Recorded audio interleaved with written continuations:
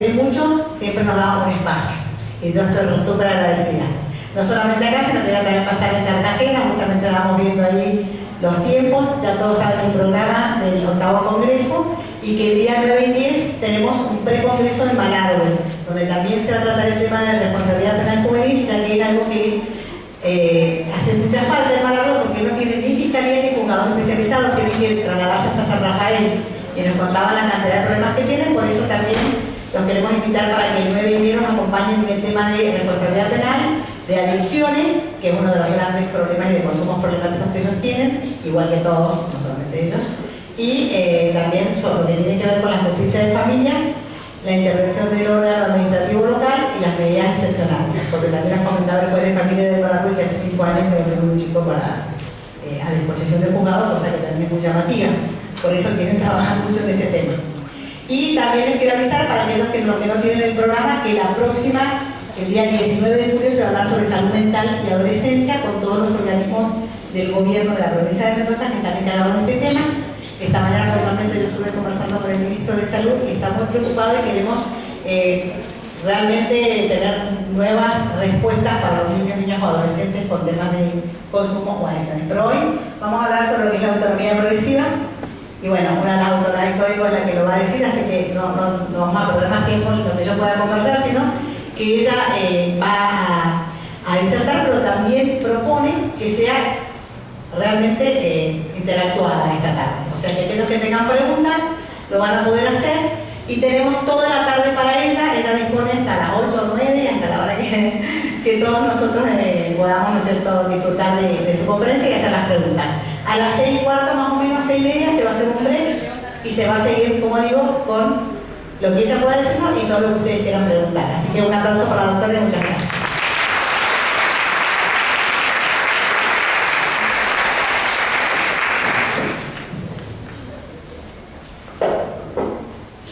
Hola, muy buenas tardes. Muchas gracias, Marilyn, por esta cariñosa presentación que me has hecho. Gracias a todos ustedes, un día tan intempestivo, estar aquí. De modo que espero que no pierdan el tiempo. Realmente cuando hay tanta gente en un auditorio y entiendo que es un público heterogéneo por lo que me han dicho, porque no solamente hay abogados, sino que también hay personas que pertenecen a otras áreas del saber y que en forma interdisciplinaria trabajan en el tema de niñez y adolescencia. Quizás alguna de esas personas, por allí, la terminología que yo esté usando los confunda. Entonces, ningún problema. Ustedes levantan la mano, me preguntan qué quiero decir con eso y seguimos adelante. Eso es lo que pasa cuando se hace interdisciplina, hay que encontrar un lenguaje común y entonces a veces en ese lenguaje común a los que pertenecen a la misma disciplina el que está hablando, le parece que lo que se está diciendo no tiene ningún valor, es una superficialidad mayúscula. Y el otro que está del otro lado ni siquiera entiende. Entonces, bueno, uno corre un riesgo bastante grande en este tipo de cuestiones. Pero intentaremos que los que son abogados, incluso que están trabajando en estos temas, tengan algún interés en lo que estoy diciendo a través de los casos, a través de las reflexiones, y los que no están acostumbrados a este tipo de problemas, bueno, puedan llevarse alguna experiencia de esta charla. Entonces, el título, autonomía progresiva. Esto para la gente que trabaja en psicología, para la gente que está acostumbrada a trabajar en otras áreas, que uno le diga que una persona puede tener aptitud para decidir algunas cosas y no otras, y que esa persona puede tener la misma edad que otra persona, no hay ninguna sorpresa. La gente que hace psicología está acostumbrada a eso, ¿cierto? Que se encuentran a lo mejor con un niño de 12, 13, de un adolescente, de 13, 14 años, de un niño de 6, 7, y que el psicólogo diga, este entiende de lo que estoy hablando, sabe de qué estoy hablando. Y en cambio hay otro, a lo mejor tiene la misma edad, estamos haciendo el mismo planteo, pero nos damos cuenta que no alcanza a entender de lo que estamos hablando. Entonces, para esa gente es fácil entender esto. En cambio, para los que estudiábamos Derecho, especialmente en mi tiempo, que la edad era un elemento fijo para determinar derechos y obligaciones, esto es más difícil de entender. No solamente es más difícil de entender, sino que la gente le tiene miedo a estos conceptos. Le tiene miedo a estos conceptos porque creen que son conceptos que lo que generan es una gran inseguridad jurídica. ¿Sí? Tiene más de 18, el contrato que celebra es válido. Menos de 18 es nulo. Qué fácil es así el derecho. Bueno, pero eso no es la vida. Esa no es la vida.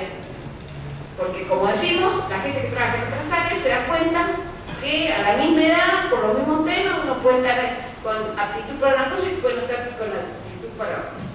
Entonces, esto de la autonomía, que puede ser progresiva, y que no tiene edades totalmente fijas y definidas, a veces para la gente de derecho es más difícil de entender que para la gente que trabaja en otras áreas. Por ejemplo, muchas de las personas que no están de acuerdo con la regulación del Código Civil hasta van afuera, a Italia, a España, a Francia, hacen conferencias criticando al código porque utilizan estos criterios de la autonomía progresiva. ¿Qué es eso? ¿Y cuánta inseguridad genera? Entonces, bueno, vamos a ver si en este auditorio, donde tengo gente de todos lados, podemos aportar ideas para poder llegar a entender bien este concepto de la autonomía progresiva. Ciertamente, nosotros vivimos en un mundo complejo, una sociedad compleja, y nuestra sociedad es muy compleja. No nos basta argumentar sobre eso, ¿no es cierto? Vivimos en una sociedad compleja. ¿O a usted le parece que vivimos en una sociedad donde todo es tan clarito, que todo el mundo sabe lo que tiene que hacer, lo que no tiene que hacer, cuándo hay un conflicto de intereses, cuándo no hay un conflicto de intereses? Me parece que no hace falta, como digo, argumentar demasiado. Bueno, entonces, si la sociedad es compleja, y nosotros, este es nuestro punto de partida, que la sociedad es compleja, no podemos pretender tener un mundo donde el niño, la niña, el adolescente tengan cosas tan predeterminadas que todo sea tan simple. Imposible eso. Una legislación que regula en forma simple lo que es complejo es una legislación que no responde a la realidad. Porque yo no puedo hacer las cosas por arte de magia simples cuando la sociedad es compleja. Eso es el punto de partida de este Código Civil y Comercial. Y no es solo el punto de partida del Código Civil y Comercial, es el punto de partida de la Convención Internacional de los Derechos del Niño, que parte de la base de que el niño va adquiriendo no solamente edad, sino madurez a medida que se va desarrollando, como vemos aquí. Todos estos dibujitos son dibujitos que saca Marisa Herrera, y después, por supuesto, el permiso de ella lo vamos copiando en los PowerPoint que vamos a presentar. Muy bien, fíjense si será compleja, ¿quién mejor que el gran mendocino? No manera de decir que el mendocino nació acá, todos sabemos, Quino, pero es ciudadano del mundo, Quino. Pero no hay mejor que él puede plantear a través del humor esto que estamos mencionando ahora ya en las relaciones padres e hijos, que son igualmente complejas como lo son las relaciones de la sociedad. Fíjense este chiste divino. Entra el señor y dice: buen día, nena. ¿No? Dice: ¿es jefe de la familia? Y la Mafalda contesta: en esta familia no hay jefes, somos una cooperativa. Bueno, entonces, efectivamente, hay familias que se rigen por estos criterios que está expresando y que expresaba ya hace tantísimos años la Mafalda, y otras que se siguen moviendo por otros criterios. Ciertamente, esta figura del adolescente que incorpora el Código Civil y Comercial no es un invento del Código Civil y Comercial. Lo primero que salieron a decir los críticos del Código, que la categoría del adolescente era una categoría jurídica, no era jurídica, sino que es una categoría sociológica. En primer lugar, es jurídica, porque la Convención Internacional de los Derechos del Niño habla de los adolescentes y muchas convenciones hablan de los adolescentes. Pero aunque no fuese fuese jurídica, que lo es, aunque no lo fuese, no hay ningún impedimento en que precisamente el derecho tome esa categoría social y la incorpore. Porque este otro tema, nosotros, la gente de derecho, estamos acostumbrados, como bien dice el doctor Ladecki en un precioso trabajo que publicó en Perú, nosotros estamos acostumbrados que nosotros éramos los dueños que marcábamos la cancha. Este es el terreno y el derecho te fija la cancha y son las normas jurídicas las que lo fijan. Todo lo que está acá adentro se puede o no se puede, está prohibido, está permitido o está sancionado. Algunas de estas tres cosas. Y lo que está afuera, no nos desentendemos de eso, no sabemos. Permitido, prohibido, no. Somos nosotros los que estamos marcando la cancha de lo prohibido, lo permitido y lo sancionado. Ahora no es así. Ahora estamos recogiendo lo que las otras áreas, lo que las otras ciencias nos están indicando para saber cómo se marca esta cancha. Y en esta cancha aparecen entonces estos adolescentes que les guste o no les guste a los enemigos del código, existen. Esto de las tribus urbanas, los clovers, etcétera, etcétera, claro que sí.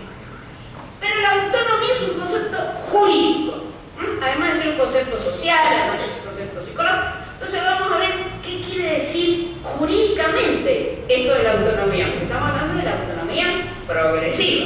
Entonces lo primero que tenemos que saber es qué quiere decir autonomía.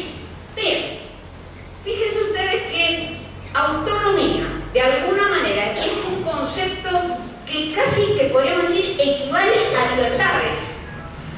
La noción de libertad es importantísima desde el punto de vista jurídico, es una de las nociones más importantes. Entonces, fíjense ustedes, por ejemplo, en este caso Basterrica, de hace ya bastante tiempo, del año 86, la Corte dijo: el Estado no debe imponer planes de vida a los individuos, sino ofrecerles la posibilidad para que ellos elijan.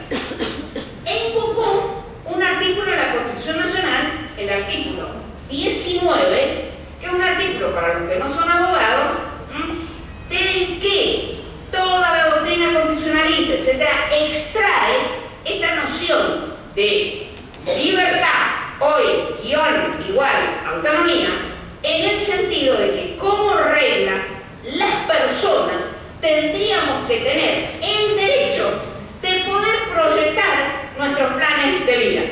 Si no, vivimos en un gobierno totalitario. Si este se está metiendo todo el tiempo adentro nuestro, bajo los conceptos abstractos del bien común y todas las cosas a las que nosotros estamos acostumbrados.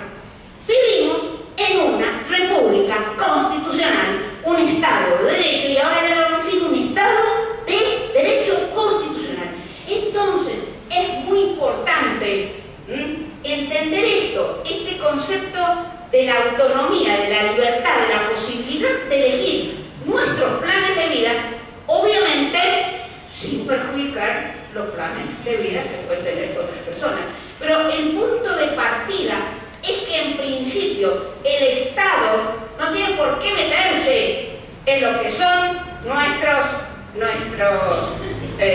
decisiones relativas a nuestra propia persona y a nuestro propio plan de vida. Y esto que se predica, ¿de quién? De toda persona. Y los niños, niñas y adolescentes son personas. Entonces, el punto de partida no tiene que ser el de la prohibición, el de la sanción, como decíamos recién, ¿no? Las cosas que están permitidas, prohibidas o sancionadas, no tiene por qué ser el de la sanción ni el de la prohibición. La regla es lo que nos dice la Corte. El Estado no nos debe imponer planes, sino ofrecernos la posibilidad de que podamos elegir entre esos planes.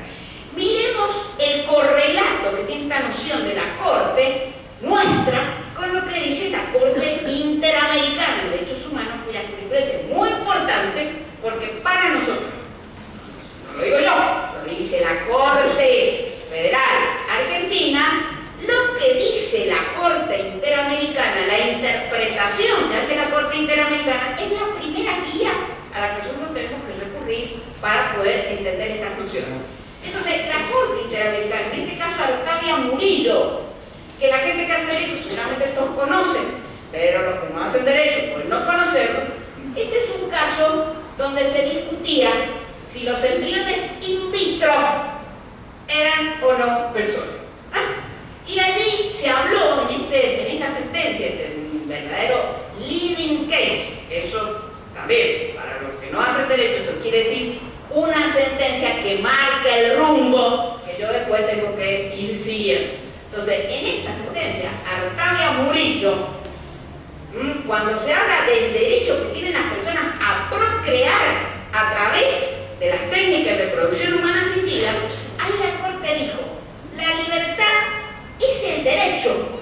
Fíjate, la libertad es el derecho de toda persona de organizar con arreglo a la ley su vida individual y social conforme a sus propias opciones y convicciones.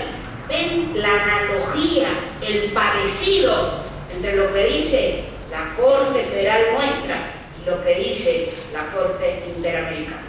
Este es nuestro punto de partida. Nuestro punto de partida, insisto, es vivir en un país donde el Estado no nos impone lo que nosotros, en nuestra vida individual y en nuestras propias opciones, podemos llevar a cabo. No estamos bajo el régimen estalinista. Se supone que estamos en un régimen, en un Estado de derecho constitucional. Muy bien. Si nosotros vamos a ver la opinión de quién fue, mi opinión y criterio, uno de los grandes de la ética política argentina, estoy refiriendo al profesor Carlos Nino, en este libro maravilloso cuya lectura siempre recomendamos, se llama Ética y Derechos Humanos. ¿Qué decía Carlos Nino? Y aquí entonces nos acerca a la base de la filosofía que tiene todo esto que estoy tratando de explicarles a ustedes. Decía Carlos Nino, la autonomía personal es la capacidad que tenemos los seres humanos de decidir qué queremos hacer con nuestras vidas, de diseñar y poner en marcha nuestro propio plan vital, tal como lo sostenía Immanuel Kant. Y entonces ahora, mirando la realidad, como siempre hizo Carlos Nino, decía, sin embargo, para que esa autonomía pueda ser efectiva, para que la libertad pueda ser desarrollada, las personas debemos contar con opciones reales. Muchas veces no podemos tener sin la ayuda del Estado. O sea, el Estado se tiene que meter para ayudarnos a tener opciones reales. Y esto, la gente que tiene carencias económicas es la primera que tiene conciencia de que muchas veces hablamos de las libertades, como decía, lo repetimos siempre, que el poeta francés, todos tenemos derecho a dormir bajo los puentes de París. ¿Pero quién duerme debajo del puente? El que no tiene casa. El que tiene casa, ese obviamente no duerme bajo el puente, sino que duerme muy cómodo en su casa.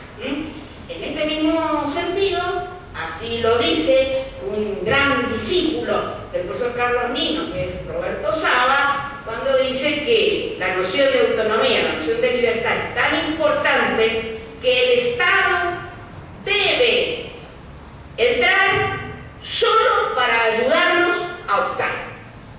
Solo para ayudarnos a optar. Para que tengamos, para que esto no sea una declamación, sino que sea una realidad. Muy bien. Entonces, autonomía. Si la autonomía es tan importante, como creo que entendieron, que es importante la autonomía y que es una noción jurídica fundamental, sin embargo, es una cosa bastante extraña que el Código Civil, no obstante todas sus grandes reformas que había tenido del año 1871 hasta ahora, no mencionaba la palabra autonomía. Es una cosa, ¿no les parece que es extraño? Si la autonomía, si la libertad es tan importante, parecería que era una palabra que tenía que estar todo el tiempo ahí, ¿sí o no? Sin embargo, no estaba. ¿Cuándo se incorporó? Se incorporó cuando se modificó un artículo que teníamos, el artículo 152, se incorpora el 152 bis en el código justamente para hablar de quiénes, de aquellas personas que por inconvenientes en su salud, especialmente la salud mental, no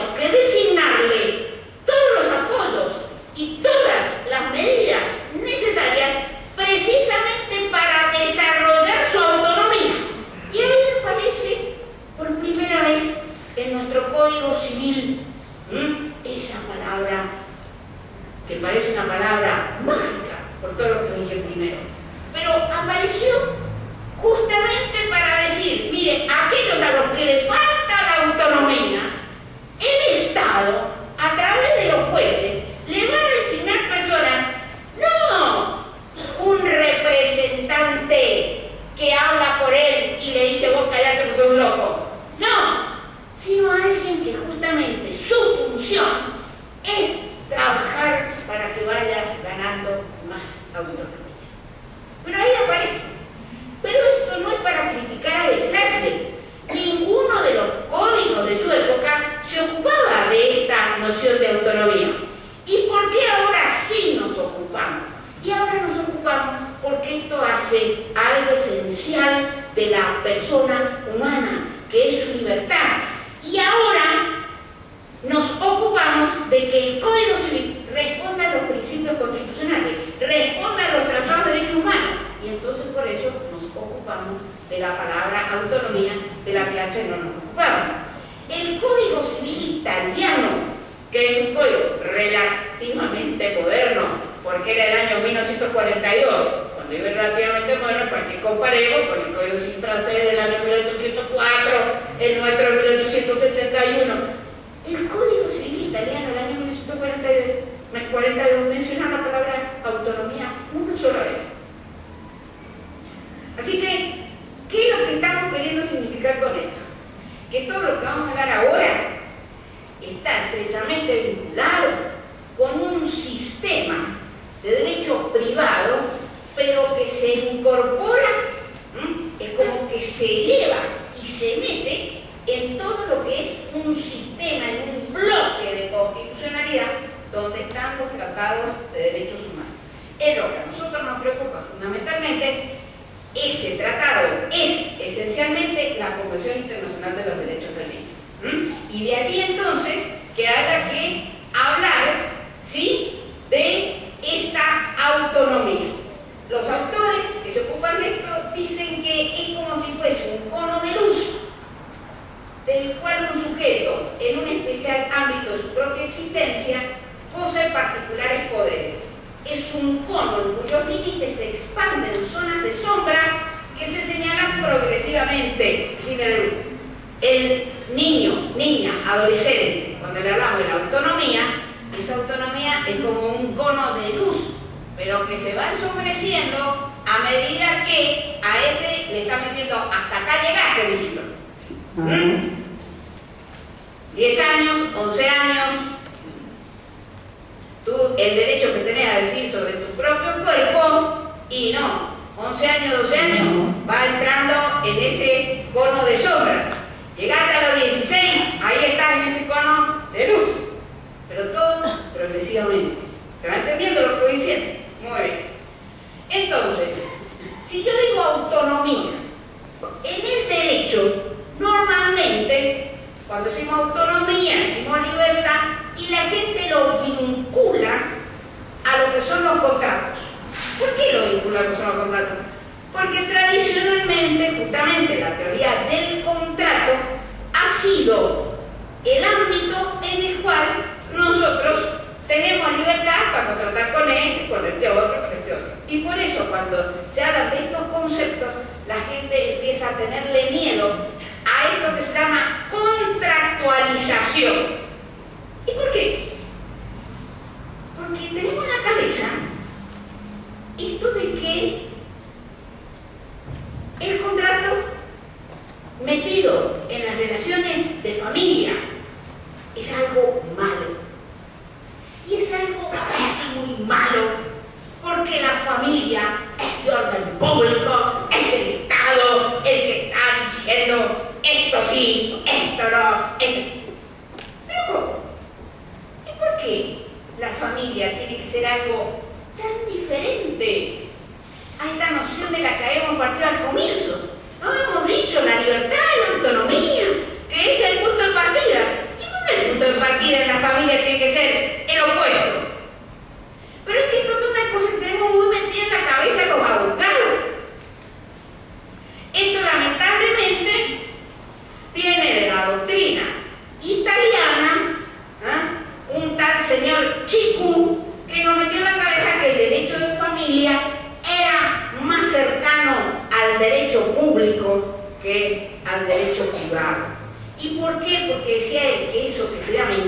familiar está muy cerca de eso que se llama interés público. Pero nosotros sabemos que hoy la familia necesita ese ámbito de intimidad del que veníamos hablando antes, y que entonces no hay que tenerle miedo, porque además, hoy cuando se habla de contrato, no es una libertad absoluta, no hay libertad absoluta, tampoco es mal contratar. Y si no, miren el derecho de los consumidores, que muestra perfectamente que como hay una parte más fuerte y una parte más débil, ahí tenemos mayor intervención del Estado. Entonces, en primer lugar, cuando se habla de contractualización, no estamos hablando del contrato tradicional, este contrato que nosotros en derecho llamamos el contrato negociado en total libertad, sino que estamos hablando de un contrato en sentido amplio como pacto, como acuerdo que va a producir determinados efectos jurídicos. Y así, por ejemplo, el Código Civil y Comercial, ahora frente a la crisis que puede vivir una familia, sea con base matrimonial, sea sin base matrimonial, etcétera, etcétera, pero le va dando valor como regla a los pactos que podemos ir celebrando. ¿Por qué tiene que ponerlo todo el juez? ¿Por qué? ¿Cuál es la razón? ¿Por qué tenemos que creer que la gente tiene aptitud para poder afiliarse a un partido político y no tiene aptitud para resolver los problemas que se generan en su propia familia? ¿Qué es eso? ¿Por qué no tengo que tener posibilidades de acordar aún frente a la crisis? Bien, entonces, frente a esto, obviamente vamos a tener siempre dos posiciones encontradas. Uno que me dice, esto es muy peligroso. Esto es muy peligroso. La contractualización va a significar la desprotección de las personas vulnerables. Otro que dice, no, mire, esto hay un gran paralelismo entre las libertades individuales de las que veníamos hablando y esto de lo que estamos diciendo respecto de las personas. Ahora entonces, tratemos de aplicar, me van entendiendo, porque la gente que no es de derecho, los que son de derecho, sepa que vine, pero los que no son de derecho, ¿entendieron esta noción? Bueno,